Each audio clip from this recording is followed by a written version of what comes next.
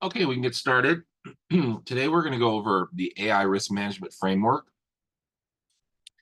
This module is brought to you by Lionfsh.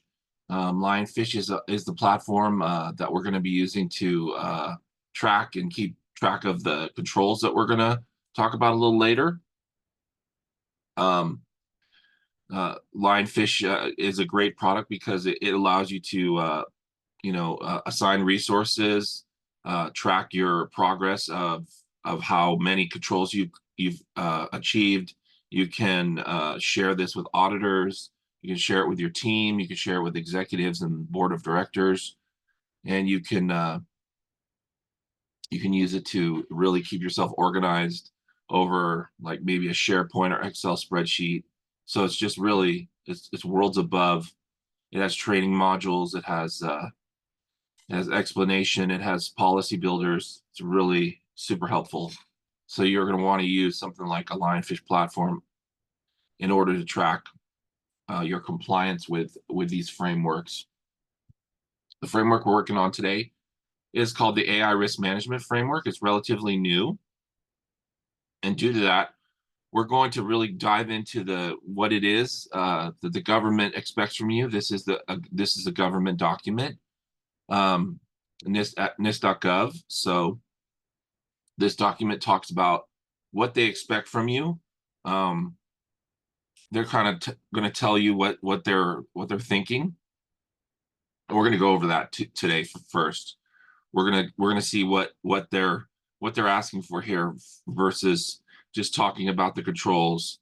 We're going to go through the actual document and this is a second draft, so they've already gone through one revision. So they're probably going to go through a couple more revisions, and the core and central theme of all of this is risk. And they're going to tell you in here what they think risk is and understand what it right here in 3.1. They're going to tell you what is risk and how does it affect you. And because almost all the controls talk about risk. And if you don't really understand what they're meaning by risk, then it's kind of lost. It's going to be lost on you to try to achieve these controls. So we're going to go through this document, and this document is available free to everyone at NIST.gov. You can just search for AI risk management framework. And as you can see, it was published on 2022, so it's new. So let's get into what this document entails. So AI is a new technology, artificial intelligence. And what is artificial intelligence? It's really just a pattern recognizing system. So AI recognizes a pattern, and then once it achieves pattern recognition, it can then run it can act on it. So if you have a red square and a blue square next to one another, and you show that to the AI, or you give the AI the ability to see it with coded eyes per se, it can then react. It says blue and red and blue sitting next together squares. That means that I can launch Excel, and that's what that does. That's what AI really is, the core of it. It's not some secret machine brain that can turn into a Terminator or whatever. It's just a pattern recognition system. And so when AI recognizes a pattern, the benefits and the best part of it is that after it recognizes the pattern and it's successful, you give it feedback to say, yes, you were successful. And it then uses that in its algorithms to say, I'm successfully picking blue and red squares next to one another. When there's a red and green square, it'll try to say, yeah, this is a blue and red square next to one another for whatever reason, because they're squares, because one of them is blue. It'll offer up to you that it could be. There's a probability that it's a blue and red square next to one another, but then you tell it, no, that's not true. So then it then takes that information, and the next time it sees a blue and green square next to one another, it doesn't say it's a blue and red square. And that's what everyone calls machine learning. It's when you give positive feedback to the computer and tell it, yes, you are picking the right combination of patterns. And if it gives you one that's wrong, you tell it no, it doesn't do it again. It then that's what they call learning. So that's really what AI is in a nutshell. I mean, that's super, super, dumbed down, but that's what, AI does. It picks out patterns. You give it positive affirmations. It then continues to try. So the next time there's a blue and a pink square, it'll say, is this true? And then it'll try to figure it out. And based on all the responses you've given it so far, it'll say, no, I've seen blue and red squares differently all over the place, and doesn't seem to be close to it, so I don't think it is. And then you give it positive affirmation and it learns. What happens is that because of the fact that it's in a learning mode, it can make mistakes. And when it does make mistakes, as we've all seen when we try to use Chat GPT or whatever, we type in stuff that we want to get out of it, and it tells you that toothpaste is edible and that you should eat it for dinner, or you can use it as an ingredient in cooking, because it hasn't learned. So therefore, if it hasn't learned, when you use AI, it has the potential to make a mistake. And when people make mistakes, and when computers are fallible, it becomes a risk. And that risk is what this whole thing talks about over and over and over again, ad nauseum, page after page after page, of the fact that due to the fact that AI is not completely 100% trustworthy, they use this term trustworthy, and that's what trustworthy means, is that it can't make the proper decisions over and over again. Therefore, it's fallible, and therefore it makes mistakes, and therefore mistakes, when they're made, create risk. We all know that mistakes make risk, and that risk needs to be handled in a certain way. And that's what all this framework talks about. So, due to the fact that there's, risk inside of fallible AI, they've created a risk management framework. They've come to the conclusion that AI creates risk in some scenarios when it's in learning mode, which it always is. So therefore, they've created this framework to tell you, we recognize that risk exists in the AI space, and this is how we want you to deal with it. All right. They're going to be constantly updating the risk management framework. They're working on it. It's, August 18th is relatively frequent. It is relatively, a newer date. So they're going to come out with more. That they're telling us here that they are going to continue to improve on this, and they're going to learn from it as well, and they're going to make more adjustments to this, and that they have a playbook here, which you can click on and follow. They want you to understand what risk is. They want there to be some sort of collaborative environment, which everyone agrees upon, on how to deal with risk environments, that it should be consensus driven. They want everything to be, clearly laid out so that people can understand it. Common language everyone uses. Everybody has to have a different perspective. You want to be outcome focused, so that you want to make sure that you're not dealing with, trying to prevent. You're dealing with the fact that the outcomes are the most important part of what you're trying to accomplish. You want to follow the law. The law, which is our legal system, has has already been tested in a space where you have software, and that's where you get, disclaimers and different types of legal precedents that have already been established all over the world for software deployment. Now, that isn't super 100% applicable to AI. So since software doesn't learn, it does not have the capacity to change itself on the fly per se. You don't really have an Oracle database that can make itself into, some like multi-tiered, multifaceted program in a few minutes based on something that it might process and learn. Oracle databases are pretty much the same. Every every time over and over again. It doesn't like the next day. Oracle's databases don't have new features or new information inside of them from a software perspective that would allow them to change the root part of their software. Oracle databases have code, and they're just Oracle databases at the end of the day.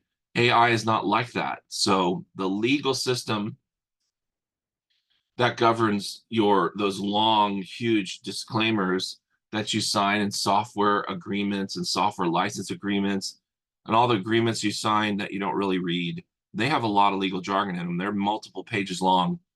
So that is all precedented law.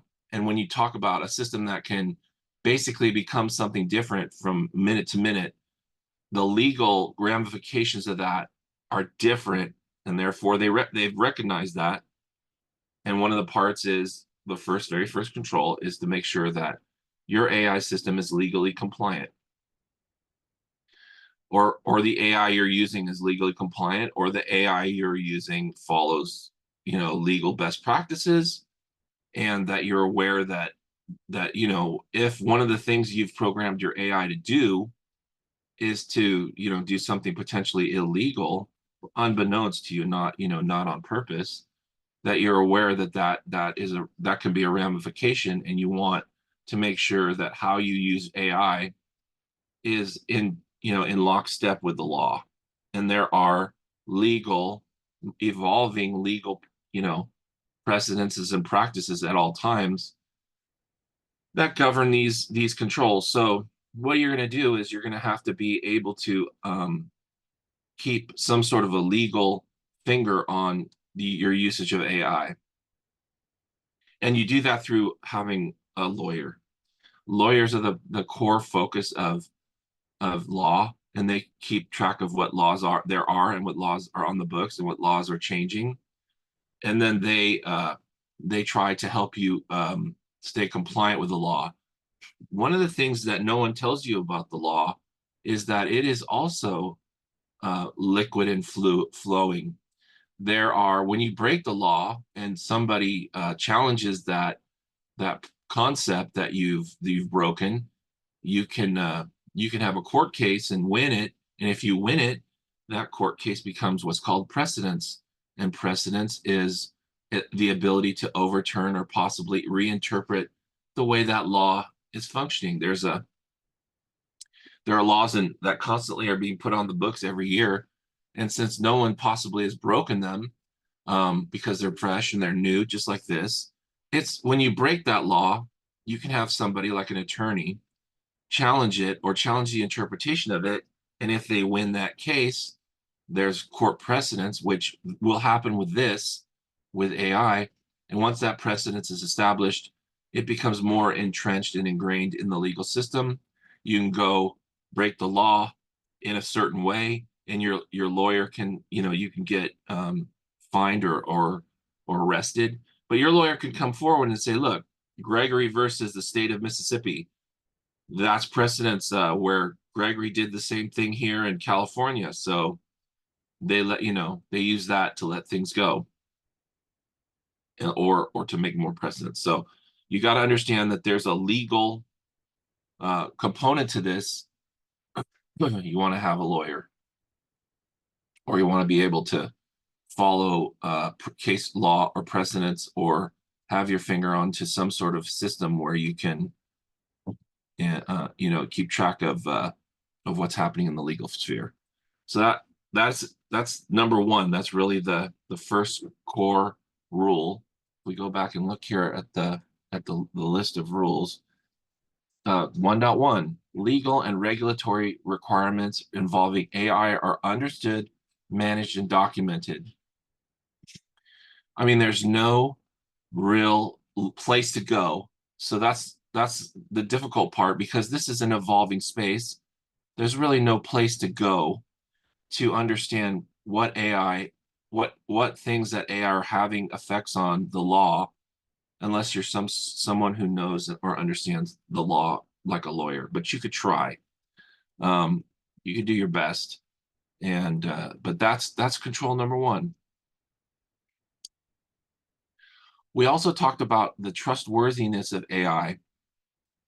And again, what's trustworthy is when your AI continues to make the right choices based on your feedback to it that are positive, and that it makes less and less mistakes in that realm of what you're doing, so that once you feed something to your AI, you make sure that it comes out in a trustworthy manner. Let's give an example of that. There's a product called EDR, Endpoint Detection and Response. It's like your antivirus, anti-malware, anti-ransomware, all built into one. What you do is you install an agent, an endpoint detection and response agent like SentinelOne or CrowdStrike. I'm sure you may have heard some of those, or Trend or McAfee. They both have endpoint detection and response modules. You install those agents onto your computer. You go to a website and you click on a file. That file has maybe a hash on it, or hash, which is like a code that tells you what version of file it is. It gives you the fact that it gives you like it validates the file, basically a hash, or the type of file it is, or the code inside the file. Well, your AI engine inside of SentinelOne or inside of CrowdStrike, what it does is it looks at that code, it looks at that hash, it looks at that file name, and it tries to detect the pattern, which we talked about earlier. The pattern is the pattern of abc.dll. That's a file name that's being commonly used for viruses or for malware or for ransomware. So your AI will say, I recognize this pattern. Now, that might be enough. It might say, okay, this is a bad file. I need to quarantine it. Or it might not. It might require that there be a secondary scenario that occurs, another pattern to add to your first pattern. So the file name is correct. It is a known file that's been used in ransomware. But to be safe, to be trustworthy, it will use a secondary pattern identifying methodology. Maybe that file begins to encrypt other files. Now, once that encryption of other files occur, it may fire off and say, well, abc.dll is a known ransomware file. That file is starting to encrypt other files. It needs to be quarantined. That activity needs to be shut down. And I need to warn, the administrators of this particular product. That's a trustworthy activity because it has learned that those two types of scenarios are precedent. They're in effect. It's encrypting other files. It stops them. So therefore, it it did its job, and it's a trustworthy type of scenario. Now, let's use a secondary example. There is a person who is on a ship, a boat, and they're going around in this boat, and they're traveling from one place to another in the boat. They log into their email account in Vietnam, in the ocean around Vietnam, and then they log into a VPN and log into their email in Canada. So that's something that AI is going to pick up on, because your AI is watching your email logins, and it says, "Hey, this is kind of impossible. How can you be in the ocean in Vietnam and in Canada? You're in the water and on land. So that's some bizarre activities." So it says to you something's wrong, but you're like, "Oh, that's okay. I'm using a VPN, and that's okay. I can log in Canada on a VDI in Canada, and I can log in the ocean in Vietnam because I'm using the VPN. So therefore, it's okay." So your AI is going to come back and be wrong. It's going to have to be told this okay when this particular person or this particular scenario is okay because of the fact that it is what's called an impossible login, but it's possible if I'm using VPN. So in that scenario, your AI is coming back to you with wrong information based on what it thinks is correct, but you need to make sure that in the future you recognize that that's an okay scenario. It can be told to your AI if this particular person logs in or tries to do an impossible login that it's all right. So you teach the AI how to do that. So the framework talks about how to have how to model data, and this is a flow chart of data modeling. It tells you what it thinks, how data should be ingested, um, and it's a high level overview of how they think of data should be processed. And they give you a bunch of examples here. So risk. So they define risk here. They tell you what risk is. You can read this. It'll tell you exactly how they define risk. So that's important. This is an important part of this because you want to understand what what does someone mean, and especially in these government documents, NIST, PCI, they tell you this concept, this word, and you have it in your mind. What is it? What does it mean? And you don't know. This tells you right away what is risk and what does it mean to the government. So that I would read this. I could tell you what it is, but you should read it and understand it. You should go here and look at what risk means, what the impacts of risks are, and how they think risk can harm you. Now, you might feel like risk is the potential for you to lose income. It's not, but it can be because of the fact that if your computer company goes out of business, or you're impacted by fines and sanctions, that you can't do all of the business or partial business that you did before, and that would lose you money indefinitely. Then it would obviously be a risk, would impact your bottom line. But they use a higher concept of risk here, but they at least tell you what it is. They don't keep it secret, and it's like, not, you don't have to go digging for it. They tell you right away what is risk, and you can see it. Now, you have to measure it. You have to measure the risk. Once you've identified what it is, you have to understand how much risk that can I take, because risk is like a pot of water. You fill it up as much as you think you can handle. If it's more than what you can handle, what happens is that it overflows and it causes harm. So you need to be able to understand, how much risk can I pour into this pot? If it's a 2-gallon pot and I want to pour 3 gallons of risk in there, it's going to overflow and you're going to have harm. You're going to have challenges.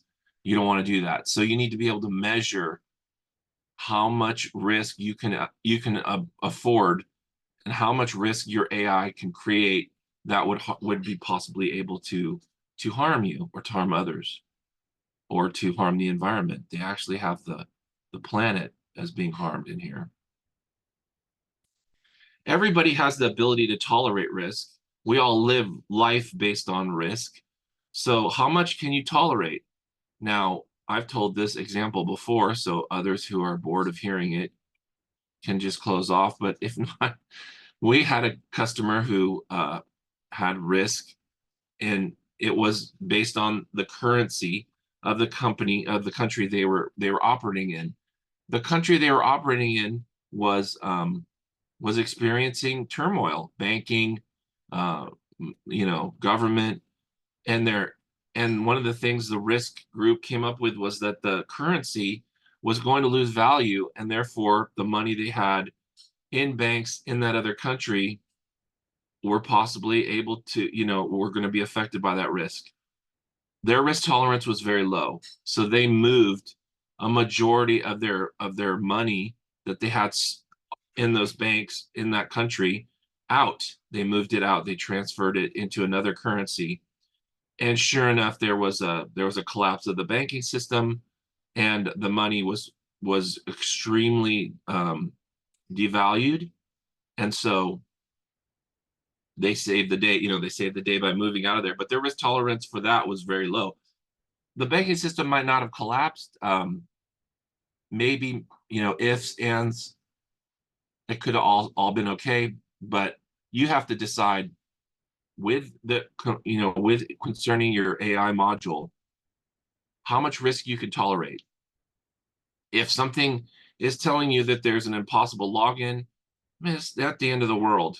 But if it's quarantining a server in your web environment, and you lose the ability to process orders, or it quarantines or it puts changes something inside of your database that might cause orders to no longer be processed, that's a high risk.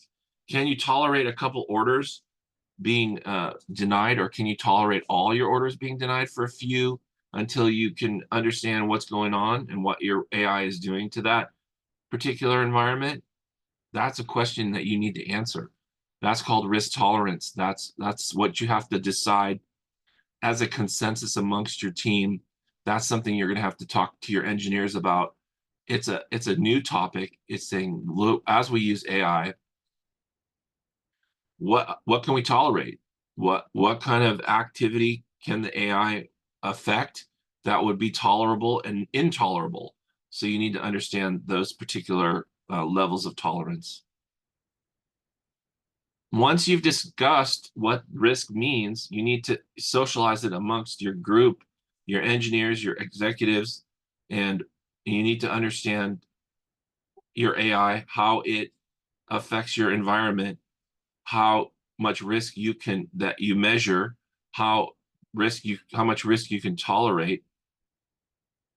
And then you need to take that all into perspective and say, we understand what risk means and how it functions in our organization. And you might just give this document to people and say, look, read this and then understand it, and be aware of it, because I don't want to tell you that you don't want to come to me and say, I didn't know what risk meant, and now I do later on after the fact. Organizational integration of risk. You want to make sure, again, like I said, that you understand what risks, the meaning of risk is, the definition of risk, that everybody in your group understands it, and that you understand how it affects your organization. AI risk and trustworthiness. They have a breakout of how to understand trustworthiness, which is great. Again, in 3, they told you what risk was, and now they're telling you what's trustworthiness. They define it for you. So what I said to you is, it might have been fleeting, but now at least here it's written down. You can read exactly what trustworthiness means. They give you a definition of it right here. And so you don't have to ask questions. And they break it out even more so into charts of how your AI should be measured, and human factors, and so on and so forth. And so your trustworthiness measurement is all defined here. It's all written out in nice language, understandable, and therefore you can use this document to understand what risk means and what trustworthiness means. Accuracy is important. So you want to have reliable and valid information. You want your AI system to use valid and reliable information. You don't want to feed it inaccurate information. You don't want to feed it information that is going to reduce its ability to be trustworthy. Because they say if you do that, you're going to increase the fact that it could make an error, and therefore create risk, and therefore cause harm, and therefore, not be good. So basically, you need valuable and reliable information. You need to continuously give that to your AI. if you're feeding your AI inaccurate information on a regular basis, it's going to no longer be trustworthy, which is kind of a strange term to use with a machine. Can a machine be trustworthy? It's like people can, but can machines? They're saying yes. They're saying that AI gives the opportunity for a machine to be inaccurate based on how you've given it information. So normally, if you have a database like an Oracle database, it's not inaccurate. It is what it is. It just does the same thing over and over again. It's repetitive. But if you feed it information, unless it has a bug, it doesn't come back to you with different information. But AI will. If you feed AI certain information, it could come back to you with a different answer each time, which is different than like what the Oracle database is going to do. It's going to keep coming back to you with the same thing over and over again. But like we talked about earlier, due to the fact that you're feeding the machine information on a regular basis, trying to get it to learn new patterns and react to new or different patterns, you're going to want to make sure that what you feed it from an information and example standpoint is reliable and valid. So that's what they're talking about here. You want to feed your machine, your AI machine that's learning valid and reliable information. That's what this means. Okay, safe. This will be the last one. They want you to make sure that your environment is safe, that it is not, it can't harm others. It's not set up to destroy, or it's not evil, I guess. There is something, I understand the concept of evil AI. And let's talk about that for a little bit here.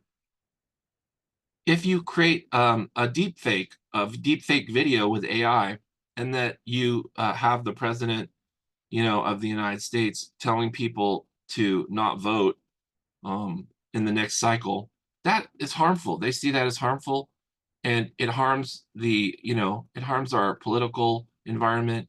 It leads to, doubt and misery. So that actually happened. Someone did that. They created an AI of the president. They had the president calling people on the telephone, telling them not to vote in the next election cycle, and that person was found and arrested.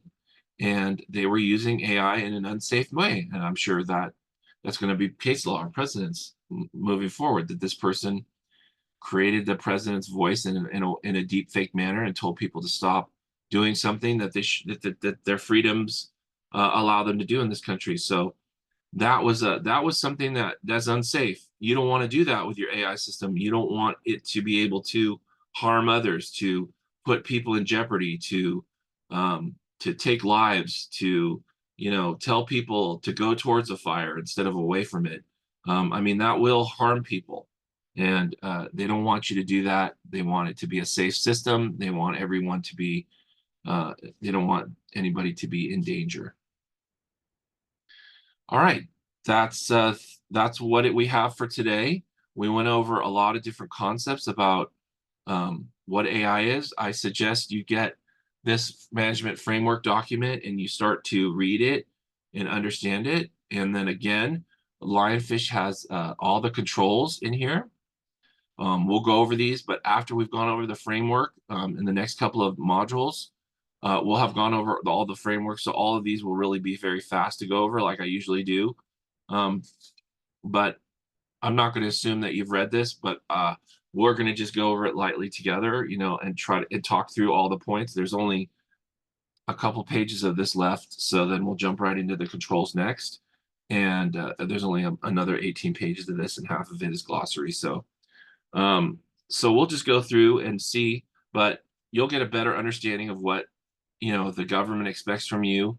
But this document tells you exactly what they're thinking, which is somewhat different than NIST 800-171 or CMMC. In those, they're not ironclad. There are a few ironclad ways of the way they want you to do things. This is much more ironclad, much more of a do this instead of this. Don't do this, and that kind of thing, which is it's unusual for like CMMC or PCI or HIPAA. HIPAA is a little bit more, they'll tell you, look, you have to have your computer separated in two different environments, that kind of thing, versus do your best, self attest. Not here. They tell you exactly what they want you to do. Are there any questions, comments, anything that you don't understand about risk or safety or precedence or law, the legal system, and anything? Greg, rather than make a comment, I really like how you've gone over the base of this first before jumping into controls. I think that's very helpful. Oh, Thank you great. for doing that. Yeah.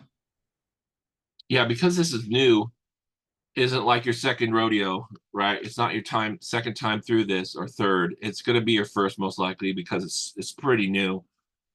And I like this framework because they tell you what to do. Don't do no harm, really, like you're a policeman or something. They tell you serve the good of the public. And here's how to do that. Don't do no harm. Make sure human life and health and property are and it's pretty hard to go against those principles. So yeah, I think coming at this from a more of going through the government document first before we do the controls is a good idea.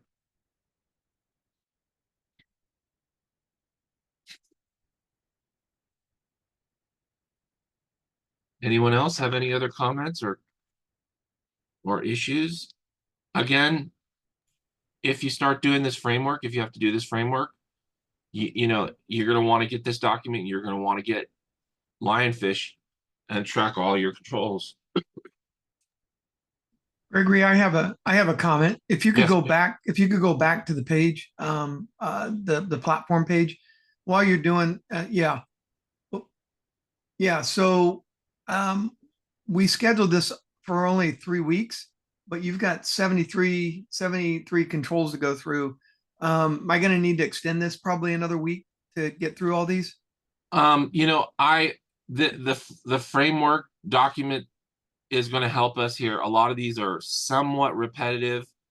They're not. We should be able to get through it. It might spill over. I'll try to crunch it in. If I have to go over on the last one, we will. But there are a lot of controls, but they're very conceptual controls. They're very, make sure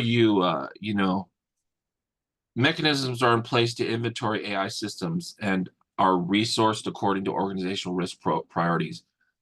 This all really goes around, it circles around, they talk about risk almost in every single one of these. So if you just really understand risk, performing these controls isn't something that you need to talk about for very long. So Okay. making sure your AI systems inventory according to your risk priorities is just, that's something that you're going to have to discover based on the fact that's how you interpret the risk document. Well, consider that, you do have a little bit more time.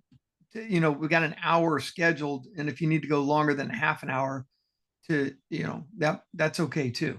Yeah, I can do that. Okay. I can go 45 minutes due to the fact that questions are not maybe as evident. So I'll go for 45 minutes on each of these control pages.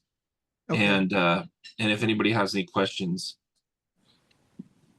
Yeah. One last thing I'll point out, if you scroll up to the resources tab, chapter right there above govern, it's just above down. Yep. Go ahead and open that up. So we're trying to put more of the resources here so they can get to them. So as you'll see here in a second. So yeah, it'll take you to the pages. We'll have some more pages of other resources. So there's an explainer video there from NIST itself and the manual, the documents that you were pulling. And we'll have some more later too. So just so you know. Great. Yeah. Doing a little bit of reading on this it's not a lot. It's not a book like some of the other ones. It's only 38 pages and about 16 of those pages are just, diagrams. And so it's not a lot of reading, but yeah, go to these resource pages, read about the system, and you can come maybe with some questions next time and or something you might not understand. And as we go, And as things improve, Jeremy will add like maybe even case law articles in here or whatever. That's what this resource area is going to be for. He'll add these things in here that help you understand your requirements and your responsibilities when it comes to meeting this framework. So if there's a new something new, he's gonna put it in here, which means you don't have to go scouring the internet for new information all the time. You could just come in here and go into this area and see, is there anything new, versus sitting there for hours and hours and hours trying to figure out, is something new out there? Yeah, so resource areas are great, and this will help you immensely. That's another reason to sign up for the platform.